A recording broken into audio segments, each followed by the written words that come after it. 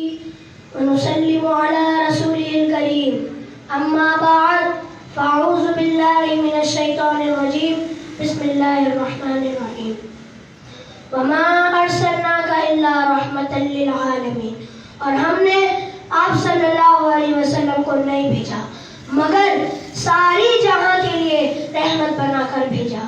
صدق اللہ العظیم. الصلاۃ والسلام علیک یا رسول اللہ وعلی آلک واصحابک یا خاتم النبیین. محترم و مکرم اساتذہ کرام اور میرے عزیز ساتھیوں، السلام علیکم ورحمۃ اللہ. آج ہم آقا کریم صلی اللہ علیہ وسلم کا میلاد منانے کے لیے اکٹھے ہوئے ہیں. یہ وہ عظیم نیکی ہے جو قرآن و حدیث سے ثابت ہے. سامعین، ذات مصطفیٰ صلی اللہ علیہ وسلم کا وہ نور پاک جو ساری کائنات کی تخلیق سے قبل اللہ تعالیٰ نے پیدا فرمایا، وہ نور حضرت آدم علیہ السلام کی تخلیق کے بعد ان کے پشت مبارک میں رکھ دیا گیا، جو ان کی پیشانی سے چمکتا تھا، اور وہ نور مبین.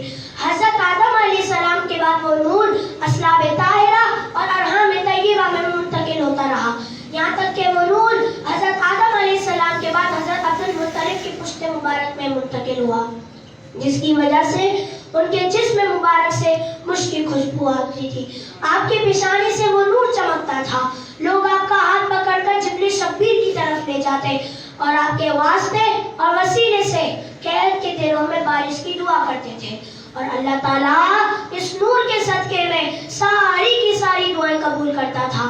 اور پھر وہ نور حضرت عبد المطلب کے بعد حضرت عبداللہ کے پشت مبارک میں جلوہ گر ہوا، اور وہ نور آپ کے چہرے مبارک پر چمکتا تھا.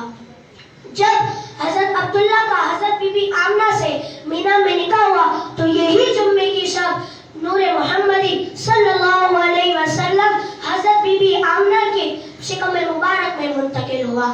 حضرت امام احمد بن حنبل فرماتے ہیں کہ یہ رات شب قدر سے بھی افضل تھی، کیونکہ اس رات جو اللہ تعالیٰ کی نازل ہوئی ہوئی انوار و برکات و تجلیات نازل ہوئی ہیں، وہ قیامت تک کسی بھی رات میں نہیں ہوئی ہے. حضرت بی بی آمنہ فرماتی ہیں کہ جب تک حضور صلی اللہ علیہ وسلم میرے پیٹ میں رہے تو علامت حمل میں سے کوئی بھی علامت مجھ پر ظاہر نہیں ہوئی، حتیٰ کہ کوئی ذوق بھی محسوس نہیں ہوا. لہٰذا جو محبوب لوگوں کی گناہوں کا بوجھ اتارنے آ رہے تھے، وہ اپنی والدہ کے لیے کیسے بھلا بوجھ اور تکلیف بن سکتے تھے.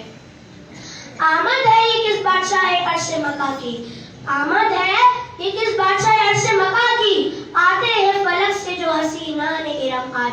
بت خانے میں وہ قہر کا کوہرام پڑا ہے، بت خانے میں وہ قہر کا کوہرام پڑا ہے، مل مل کر گلے روتے ہیں کفار صنم آج.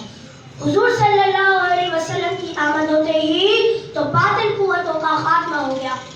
اللہ تعالیٰ حضور صلی اللہ علیہ وسلم کی محبت ہمیں عطا فرمائے تاکہ آج سے ہم تمام باطل قوتوں کو شکست دے سکے. آمین آمین آمین. بجاہ سید الانبیاء والمرسلین وما علینا الا البلاغ المبین.